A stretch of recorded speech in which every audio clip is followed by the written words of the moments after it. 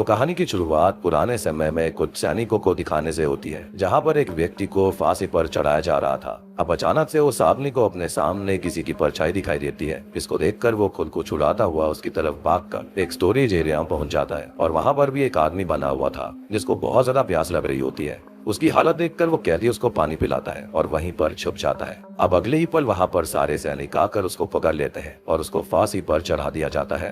खैर, अब कहानी प्रेजेंट टाइम में रामनाथ पर आती है, जो कि दिल्ली से उत्तर प्रदेश के एक गांव सरार में अपने काम से जा रहा था। रामनाथ ट्रैक्टर कंपनी में सेल्समैन का काम किया करता, लेकिन इससे पहले उसका पास्ट काफी ज्यादा खतरनाक था। वो इंटेलिजेंस का एक एजेंट हुआ करता था, जो कि लोगों को कॉन्ट्रैक्ट बेसिस पर जान से मारने का काम करता। अब वैसे तो वो काफी खतरनाक व्यक्ति था और अपने हर मिशन को परफेक्टली करता था, लेकिन रिसेंटली उसके काम की वजह से उसको उसके द्वारा मारे गए लोग वो सपने आने लगे थे। इससे ही परेशान होकर उसने अपने काम को छोड़ दिया। इसके बाद ही वो इस ट्रैक्टर कंपनी के अंदर सेल्समैन का काम कर रहा था। अब जिस जीप के अंदर वो बाकी सवारियों के साथ जा रहा होता है, उसका ड्राइवर उसको बमकटा गांव से 2 किलोमीटर दूर जंगल के एरिया में छोड़ देता है, क्योंकि उससे आगे अंधेरा और कोहरा होने की वजह से वो गाड़ी लेकर आगे नहीं जाने वाला था। अब रात में वो रामनाथ से बमकटा गाँव के पंचायत के घर में रुकने के लिए कहकर सुबह सरार जाने की सलाह देता है। रामनाथ के पास कोई और रास्ता न होने की वजह से वो बमकटा की तरफ जाने लगता है, पर ड्राइवर ने असल में उसको सही से बताया ही नहीं था कि उसको जाना कहाँ पर है, जिससे इवेंचुअली रामनाथ रास्ता भटक जाता है और जंगल में इधर उधर भटकने लगता है। जंगल में उसको अजीब सी आवाजें आ रही थी और समझ में नहीं आ रहा था कि उसको जाना कहाँ पर है। वो आगे बढ़ता जा रहा था कि तभी उसको जंगल के बीचों बीच एक बोनफायर जलती हुई दिखाई देती है, जहाँ पर जाने के बाद उसे एक आदमी मिलता है, जिसको गाँव के लोग पिशाच कहते थे। और पिशाच अभी बैठकर यहाँ आराम से सारंगी बजा रहा था और उसकी बातों से कोई भी पहचान सकता था कि वो एक कवि है। रामनाथ उससे बमकटा गांव की लोकेशन के बारे में पूछता है, जिस पर पिशाच उसे बताता है कि बमकटा गांव तो यहाँ से 6 किलोमीटर दूर है। जिसको सुनने के बाद वैसे तो रामनाथ के होश उड़ गए थे, लेकिन अभी वो वहाँ से जाने लगता है। अब जाते हुए वो पिशाच से जानने की कोशिश करता है कि वो इतनी रात में अकेले जंगल में क्या कर रहा है, लेकिन पिशाच का यही कहना था कि वो वहीं पर रहता है। अब पिशाच ने रामनाथ को गांव की तरफ संभल कर जाने के लिए कहा था। जंगल के अंदर रामनाथ को अभी अजीब सी आवाजें भी आ रही थी और अचानक से वो गिर जाता है। इवन उस समय आसपास का माहौल भी एकदम से लाल लाल सा हो गया था। तभी उसके सामने एक अजीब सा आदमी आता है, जिसने अजीब ढंग से चलते हुए रामनाथ के ऊपर हमला कर दिया था। अब जैसे तैसे बचकर रामनाथ उसको धक्का देते हुए फिर से एक बार पिशाच के पास पहुंच जाता है, जो कि उसको यकीन दिलवाने की कोशिश कर रहा था कि रामनाथ ने जरूर कोई जानवर देखा होगा, जिसको उसने इंसान समझ लिया। लेकिन रामनाथ को अच्छे से पता था कि उसने एक इंसान को ही देखा था और रामनाथ को समझ में नहीं आ रहा होता कि आखिर वो गाँव में जाए कैसे। लेकिन पिशाच उसको रात में उसके घर पर रुकने के लिए कहता है, जो कि पास में ही था। और पिशाच के कहने के हिसाब से राहगीर यानी कि यात्री अक्सर वहाँ पर आकर रात में रुका करते थे और वहाँ पर रुकने की अच्छी व्यवस्था भी थी। इस पर रामनाथ मानते हुए पिशाच को पैसे देने की कोशिश करता है, लेकिन पिशाच के लिए वो कागज के टुकड़े किसी काम के नहीं थे। वो बस रामनाथ को लेकर अपने घर की तरफ चल पड़ता है। अब रास्ते में रामनाथ नोटिस करता है कि पिशाच का पैर एक पत्थर से टकराया था, लेकिन वो गिरता ही नहीं है, बल्कि पत्थर की आर पार चला जाता है। जिससे रामनाथ समझ गया था कि पिशाच असल में कोई एंटिटी है।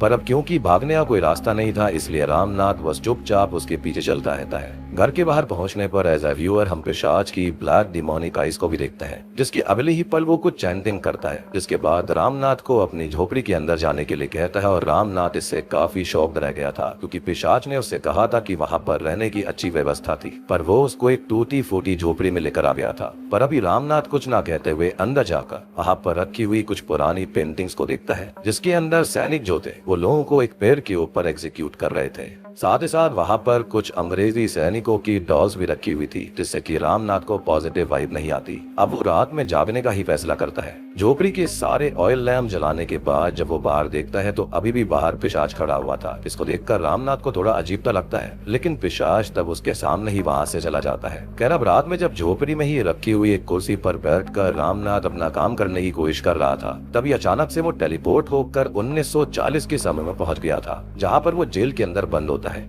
और सैनिक उसको फांसी की सजा देने के लिए लेने आए थे। रामनाथ को तो कुछ भी समझ में नहीं आता कि आखिरकार उसके साथ हो क्या रहा था और उसे शुरुआत में वो सब कुछ प्रैंक लग रहा होता है, लेकिन सैनिक उसको फांसी लगाने के लिए ले जाने लगते हैं। थोड़ी देर के बाद में उन्होंने रामनाथ को पेड़ से बांध दिया था क्योंकि ऑलरेडी अभी किसी और को भी फांसी दी जा रही थी। तभी अचानक से रामनाथ को वहीं पर स्केचिंग करते हुए पिशाच दिखाई देता है और रामनाथ उससे जानना चाहता था कि वो पिशाच की झोपड़ी से अचानक इस समय पर कैसे आ गया, लेकिन पिशाच उसकी बात का कोई जवाब नहीं देता। इसलिए रामनाथ खुद को छुड़वाकर जैसे तैसे पिशाच की तरफ भागता है और जैसे ही वो पिशाच का हाथ पकड़ता है वैसे ही अचानक से वो टेलीपोर्ट होकर एक खेत में आ गया था। पर होता यह है कि उसके सीधे हाथ पर एक नीला सा निशान बन गया था क्योंकि उसी हाथ से उसने पिशाच को छुआ था। अब रामनाथ को ये बात समझ में नहीं आ रही होती कि आखिरकार वो उस झोपड़ी से पहले तो 1940 के समय में पहुंच गया और बाद में अचानक से इस खेत में। मगर ये सब हुआ कैसे? वो चलकर पास में बैठे दो लोगों के पास जाकर उन्हें बताने लगता है कि पिछली रात जंगल में वो एक आदमी से मिला था और ये बात सुनते ही वो लोग तुरंत ही अहिल्मा का नाम चिल्लाकर भागने लगते हैं। तब पास में मौजूद गोलू नाम का एक आदमी सब कुछ देखकर रामनाथ के पास आता है और उससे जानने की कोशिश करता है कि रामनाथ ने उन दोनों को ऐसा क्या बताया कि वो अहिल्मा दीदी का नाम लेकर भागे हैं। अहिल्मा असल में गांव में झाड़ फूक तंत्र मंत्र करा करती थी।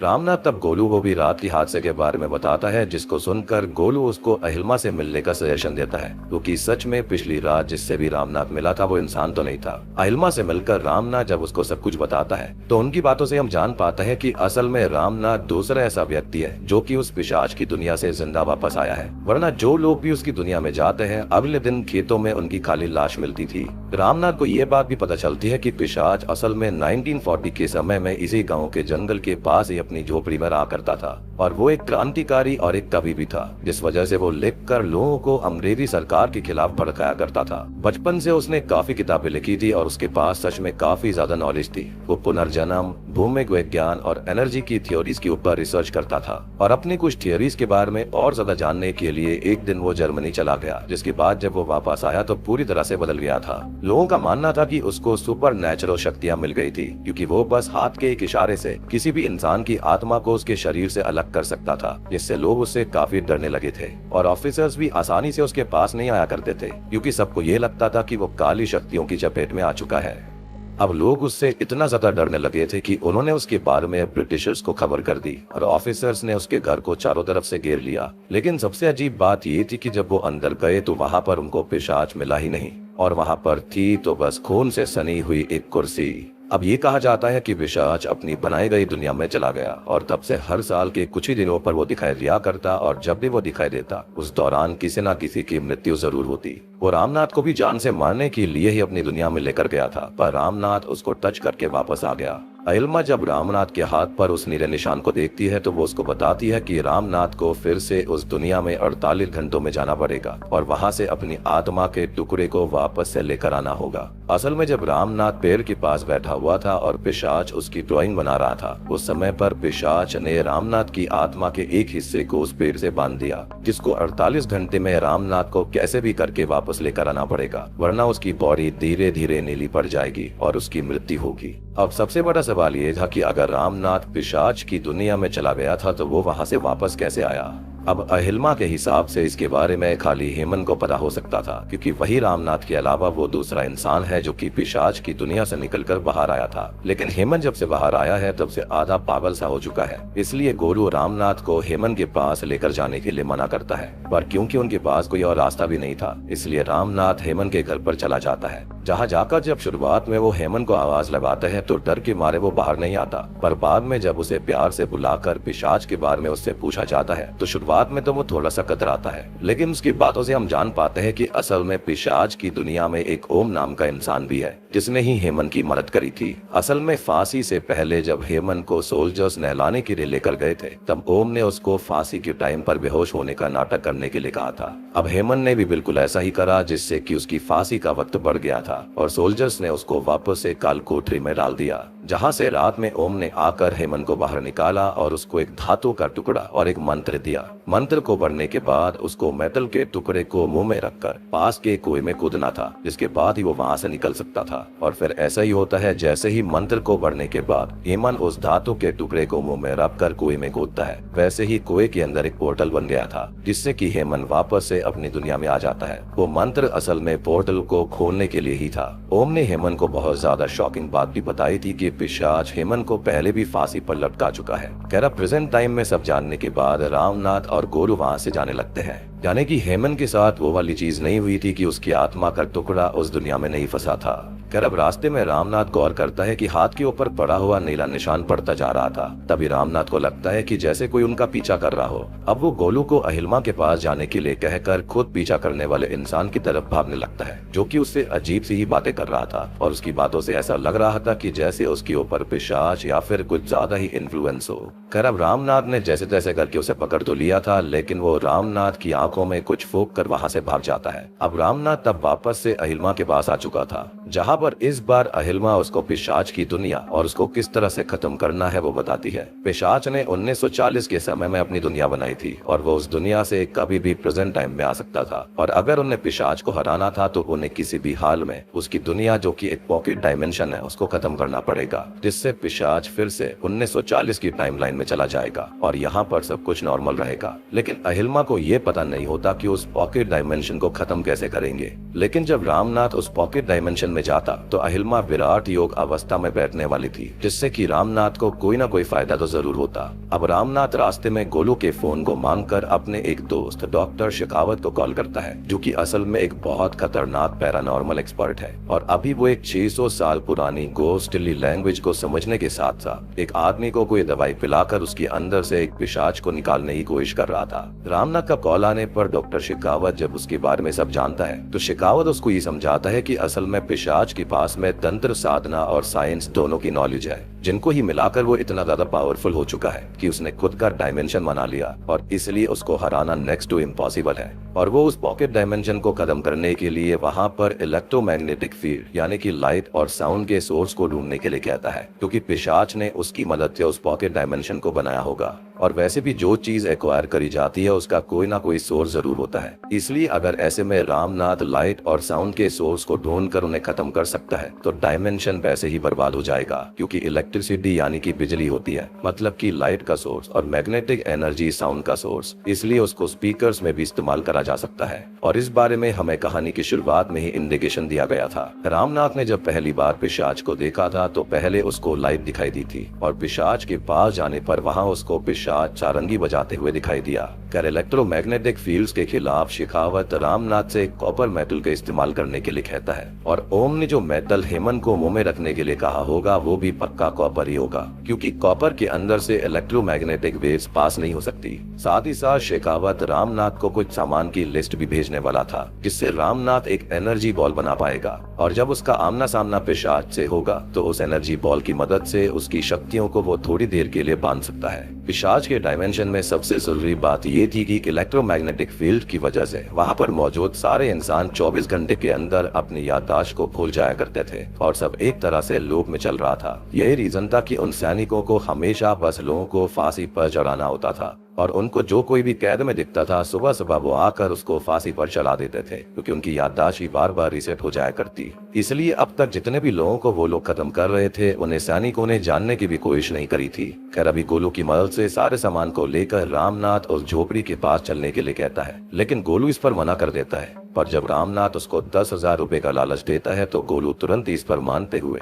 रामनाथ के साथ रात के समय उस झोपड़ी में चला जाता है। झोपड़ी के अंदर जाने पर रामनाथ गोलू को अंदर लेकर जाता है और उसे रामनाथ के पास में जाते ही झोपड़ी में रखी चेयर को जलाने के लिए कहता है, और गोलू भी इस पर मान गया था और रामनाथ वापस से चेयर पर बैठकर पहुंच जाता है सीधा पिशाच के डायमेंशन में। और शुरुआत में भी यही हुआ था, जहाँ पर इस बार वो जेल में ना होकर उसी पेड़ से बना हुआ था जहाँ पर पिशाच ने पेंटिंग करके उसकी आत्मा को वहीं से बांध दिया था। वहीं गोलू ने उसके जाते ही चेयर को झोपड़ी के बाहर ले जाकर उसमें आग लगा दी। अब रामनाथ के सामने अभी पिशाच भी था, जो कि उससे तरह तरह के सवाल पूछने लगता है, जैसे मौत के पास आकर कैसे कैसा लग रहा है, पुरानी कोई बात या फिर कोई अधूरी ख्वाहिश है, क्या करना था क्या नहीं करना था। और असल में ये सब जो होता है ना, वो पिशाच की रिसर्च का ही हिस्सा था। अब पिशाच की बातों से हम ये जान पाते हैं कि इस बार वो रामनाथ को तीसरी बार फांसी पर चढ़ाएगा। ये सुनकर तो रामनाथ के होश उड़ जाते हैं और बस पिशाच सब नोट करके वहां से निकल जाता है। अब आगे जब सैनिक आकर रामनाथ को खत्म करने के लिए लेकर जा रहे होते हैं तो रामनाथ इस बार बेहोश होने का नाटक करता है, जिससे कैदियों ने उसको फिर से प्रिजन में डाल दिया था और यही सेम चीज उसको हेमंत ने बताई थी। अब रात में रामनाथ की मदद करने के लिए ओम आता है, जो कि उसको वही मंत्र और मेडल दे रहा था। लेकिन रामनाथ इसके लिए मना करता है क्योंकि वो पिशाच को खत्म करके यहाँ से निकलना चाहता था। ओम तो रामनाथ की बातों से काफी हैरान रह गया था, क्योंकि रामनाथ को उस जगह के बारे में काफी कुछ पता चल गया था और ऐसे 24 घंटे में सभी की याददाश्त चली जाया करती और वो अपने काम को रिपीट करने लगते थे। और उसे इस डायमेंशन को खत्म करने के लिए यहाँ के साउंड और लाइट सोर्स को बंद करना होगा, क्योंकि इसके बारे में बस ओम और पृथ्वी यानी कि पिशाच उसको ही पता था। इस पिशाच का नाम असल में पृथ्वी है। अब रामनाथ तब ओम के बारे में उससे पूछता है, जिस पर ओम बताता है कि वो भी पृथ्वी की तरह ही एक तांत्रिक था और जब उसे पता चला कि पृथ्वी अंग्रेजों को हराने के लिए ऐसा हथियार बना रहा है जिससे उन्हें अंग्रेजों को छूने की भी जरूरत नहीं पड़ेगी, तो ओम रिसर्च में उसकी हेल्प करने लगा, जिसके बाद पृथ्वी उसको इस डायमेंशन में लेकर आया। अब यहाँ पर आकर उनका मेन मकसद यही था कि वो उस तरीके को डेवलप करेंगे जिससे कि अंग्रेजों से इंडिया को बचाया जा सके। और उसके बाद भी 1940 में वापस से जाकर हिस्ट्री को चेंज करने वाले थे वो, लेकिन धीरे धीरे पृथ्वी का इंटरेस्ट जीवन और मौत को समझने के लिए बढ़ने लगा और उसने तंत्र विद्या का सहारा लेकर लोगों के ऊपर ही एक्सपेरिमेंट करना चालू कर दिया। वो लोगों को इस डायमेंशन में लेकर आया करता था और उनको फांसी पर लटकवा दिया करता, ताकि जब उनका दूसरा जन्म होगा और वो वापस से यहाँ पर आएंगे तो पृथ्वी उनसे ये जान सके कि क्या उन्हें पुनर्जन्म की कोई भी मेमोरी याद है, या फिर जहाँ पर उनकी मौत पिछले जन्म में हुई थी वो सारी चीजें याद है, या फिर यहाँ पर आकर उन्हें कैसा लग रहा है। यही रीजन था कि रामनाथ के वापस आने पर पृथ्वी उससे सवाल पर सवाल कर रहा था और उसने ये बात कही भी थी कि वो यहाँ पर पहले भी आ चुका है, क्योंकि पृथ्वी को वो सच में उसके पिछले 2 जन्मों में यहाँ पर खत्म कर चुका था, जिसको ओम ने खुद देखा था। और इस तरह से काफी लोगों की जान पृथ्वी ऑलरेडी ले चुका था और जब गांव वालों को उसके बारे में पता चला तो उन्होंने उसको पिशाच का टाइटल दे दिया। अब रामनाथ ये जानकर बहुत ही हैरान रह गया था। रामनाथ तब उससे पृथ्वी के मेन ठिकानों के बारे में पूछता है। पृथ्वी इस डायमेंशन में ज्यादातर 2 जगह ही रहा करता था। पहला ज्यादातर अपनी रिसर्च लैब में या फिर जहाँ पर वो तंत्र साधना की प्रैक्टिस करता था, और क्योंकि रात में पृथ्वी तंत्र साधना ही करता था इसलिए सबसे पहले रामनाथ लैब में जाने का फैसला करता है। अब जहाँ पर ओम उसको जैसे ही लेकर जा रहा होता है तभी रास्ते में सैनिक रामनाथ को पकड़ने की कोशिश कर रहे थे, लेकिन हम जानते हैं कि रामनाथ पहले एक कॉन्ट्रैक्ट किलर हुआ करता था तो वो बड़े आराम से उन सैनिकों को ढेर कर देता है। लेकिन तभी वहाँ पर पृथ्वी का पहले रामनाथ के पास भेजा हुआ आदमी आ गया था, जिससे भी रामनाथ को लड़ाई करनी पड़ती है पर उसको भी वो बड़े आराम से मार डालता है। अब वैसे ही कुछ देर में अपने माइंड से रामनाथ उस साउंड डिवाइस को ढूंढकर बंद कर देता है, लेकिन तभी अचानक से वहां पर अलार्म्स बजने लग गए थे, जिससे पृथ्वी भी साधना से बाहर आकर लैब की तरफ जाने लगता है। और इसी बीच ओम रामनाथ को लेकर साधना स्थल पर पहुंच गया था, जहां पर ओम तो बाहर रुक गया था ताकि पृथ्वी के वापस आने पर वो रामनाथ को इशारा कर सके,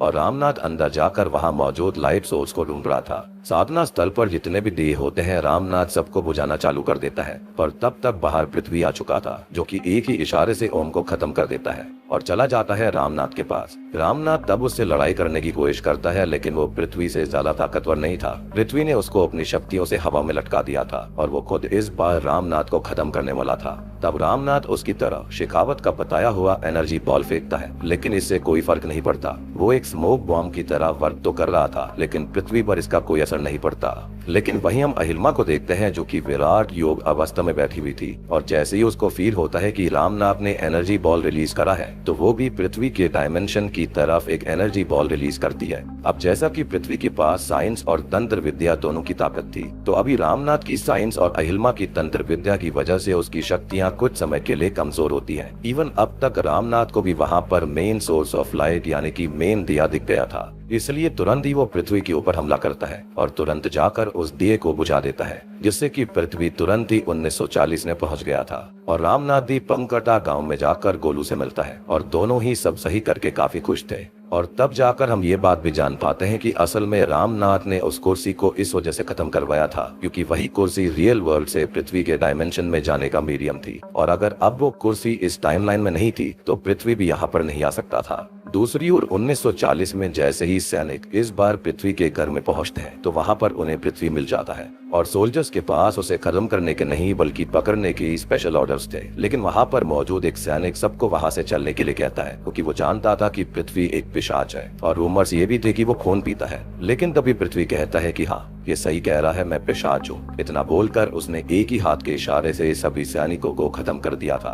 अब दूसरी ओर प्रेजेंट टाइम में अचानक से डॉक्टर शेखावत कुछ स्टडी करके घबराते हुए रामनाथ को कॉल करता है और बताता है कि उन्होंने बहुत बड़ी गलती कर दी है। अगर पृथ्वी वापस से 1940 में चला गया है तो वहाँ पर अब सब कुछ एकदम उनकी सोच के विपरीत होगा, यानी कि अपोजिट होगा। और अब उन्होंने क्या गलती कर दी और क्या उल्टा होगा वो सब तो आने वाले पार्ट में ही जानने के लिए मिलेगा, जो कि फिलहाल तो अवेलेबल नहीं है। लेकिन यहाँ पर एक अंदाजा लगाया जा सकता है कि इसका सीक्वल आना चाहिए। बट आई बिलीव कि उनकी यही गलती हो सकती है कि उन्होंने पृथ्वी को पास्ट में भेज दिया, क्योंकि रियल पास्ट के टाइम पर पृथ्वी वहां से भागकर अपने डायमेंशन में रह रहा था और तब से वो मुश्किल ही पास्ट में गया होगा। एंड आई बिलीव कि इसी पॉकेट डायमेंशन की वजह से उसकी उम्र भी बढ़ नहीं रही थी, जिससे लोगों को उसकी शक्तियों को फेस नहीं करना पड़ता होगा। वो खाली उनके ऊपर रिसर्च कर रहा था, यानी कि वो खाली प्रेजेंट टाइम से लोगों को पास्ट में लेकर जाया करता और उनको खत्म करता था। वो भी उन लोगों को जिनको कई बार खत्म कर चुका है, यानी कि पुनर्जन्म वाले लोगों को, जैसे कि यहाँ पर रामनाथ भी था। इससे पहले रामनाथ को वो ऑलरेडी 2 बार खत्म कर चुका है। वो भी किस लिए? खाली रिसर्च पर्पस के लिए कि लोगों की जो आत्मा होती है उनको नए जन्म में जाने के बाद कुछ याद रहता है या फिर नहीं। इनफैक्ट वो टाइमलाइन भी बिल्कुल नॉर्मल चलती रहती होगी, खाली वो जो पॉकेट डायमेंशन वाला एरिया था उसके अंदर लोग रिसेट हो जाया करते होंगे। पर क्योंकि अब पृथ्वी के पास उसकी शक्तियां भी हैं और वो पास्ट में भी है, तो सबको उसकी शक्तियों को फेस करना होगा और चीजें रियल टाइम से बिल्कुल अलग होंगी, यानी कि अब एक अलग ही टाइमलाइन बन जाएगी। इसी के साथ में बैदा मूवी यहीं पर खत्म हो जाती है। तो दोस्तों, ये थी इस फिल्म की कहानी। अब देखो, यहाँ पर जो पृथ्वी था वो पहले एक नॉर्मल इंसान ही था, लेकिन साधना करके और साइंस को जोड़कर उसने एक ऐसी चीज बनाई, एक ऐसी पॉकेट डायमेंशन का इजाद किया ओम के साथ मिलकर, जिसके चलते ये दोनों ही लोगों पर रिसर्च कर रहे थे। अब शुरुआत में पृथ्वी का जो मेन फोकस था वो खाली लोगों के ऊपर रिसर्च करने का था कि उनकी आत्मा आने वाले जन्मों के अंदर पिछली चीज को याद रखती है या फिर नहीं। वो खाली यही चीज करा करता था। लेकिन शायद से ओम को ये चीजें अजीब लग रही होंगी, जिसके चलते उसने हेमंत की हेल्प करी थी। हो सकता है कि उसने और लोगों की भी हेल्प करी हो। सबसे बड़ी बात है कि उसने रामनाथ की भी हेल्प करने की कोशिश करी थी। लेकिन आई बिलीव कि जैसे ही रामनाथ ने इस पॉकेट डायमेंशन को खत्म कर दिया तो उसके बाद हुआ ये कि जो भी ज्ञान उसने इतने सालों से इकट्ठा किया था वो सारा का सारा अब 1940 के अंदर ही वो इस्तेमाल करने वाला है सबके ऊपर। एंड आई बिलीव कि अब वो सबको मार देगा, वो पूरी की पूरी टाइमलाइन को ही बदल देगा। क्योंकि जैसा कि उन्होंने बताया कि शुरुआत में पृथ्वी का फोकस ये था कि वो अंग्रेजों को यहाँ से भगाना चाहता था, एक ऐसी चीज का इजाद करना चाहता था। लेकिन एंड में आते आते उसका इंटरेस्ट आत्माओं पर और इन पुनर्जन्म वाली चीजों पर चला गया था। लेकिन आई बिलीव कि अब उसका फोकस फिर से वापस से इसी चीज पर आ जाएगा, जिसके चलते अब वो काफी खतरनाक तबाही मचाने वाला है। और सबसे बड़ी बात यह है कि अगर वो एक पॉकेट डायमेंशन को बना सकता है तो मेरे ख्याल से अब वो वापस से फ्यूचर में, यानी कि जो आज का रामनाथ का प्रेजेंट है, वहां पर भी आ सकता था। और अगर ऐसा है तो वो उसको आकर खत्म करने की जरूर कोशिश करेगा, क्योंकि उसने उसके एक्सपेरिमेंट में बाधा डाली थी। सबसे बड़ी बात कि इसके अंदर जो जो इन्वॉल्व है, जैसे कि अहिल्मा, डॉक्टर शेखावत, इनके लिए भी खतरा हो सकता है। और ये सारी चीजें तो हमको आने वाले पार्ट में ही पता चलने वाली है। तो यहाँ पर जो पिशाच है उसको एक अलग तरह से दिखाया गया है। एंड पहली बात तो यह है कि कभी भी उसको किसी ने पिशाच कहा नहीं, सारे गांव के लोग ऐसा कहा करते थे। लेकिन मेरे हिसाब से पृथ्वी एक इंसान था जो कि नॉलेज चाहता था, तो उसने साइंस और साधना को मिक्स कर दिया। हो सकता है उसने किसी पिशाच को अपने शरीर में पनाह दी होगी, जिसके चलते उसके पास में सिद्धियां और साधना सब कुछ थी। सो मेरा टेक बैदा फिल्म पर काफी अलग है। यहाँ पर जो पिशाच है वो बिल्कुल टिपिकल पिशाचों की तरह नहीं दिखाया गया, लेकिन अंत में शायद से जो गांव वाले उसको बोला करते थे वो वही बन गया था। और अब जो तबाही आने वाली है उसको रोकना काफी ज्यादा मुश्किल होगा। तो उम्मीद करता हूँ कि आपको यह थियोरी और एक्सप्लेनेशन पसंद आई होगी। अब देखो, बात करी जाए उस पोर्टल के बारे में, जब हेमंत कूद रहा होता है कुएं के अंदर तो एक पोर्टल बनता है। तो असल में वो जो पोर्टल है ना, यानी कि वो सिंबल जो है वो वेरियस मैजिकल ट्रेडिशंस के अंदर इस्तेमाल होता है। और ऐसा माना जाता है कि जो साइन होता है इसके अंदर काफी सारी शक्तियां होती हैं। इसके चलते फ्यूचर प्रेडिक्ट किया जा सकता है, ये प्रोटेक्शन भी देता है, या फिर ये लोगों को आर पार ले जा सकता है, यानी कि पास्ट से प्रेजेंट में या फिर फ्यूचर के अंदर। और यही सेम चीज हमने होते हुए मूवी के अंदर देखी भी थी, जो कि काफी क्लेवर यूज है इसका। बाकी मूवी काफी इंटरेस्टिंग है और देखने में काफी मजा आता है, और अगर आप इसको देखना चाहते हैं तो अपने नजदीकी सिनेमा घरों में जाकर इसको जरूर देखिए। एटलीस्ट जहाँ पर मैं हूँ वहाँ पर भी ये मूवी लगी हुई है, तो आई बिलीव कि आपके वहाँ पर भी जरूर लगी होगी। तो वीडियो पसंद आई तो लाइक कर दीजिए, चैनल के ऊपर नए हैं तो सब्सक्राइब कर लेना।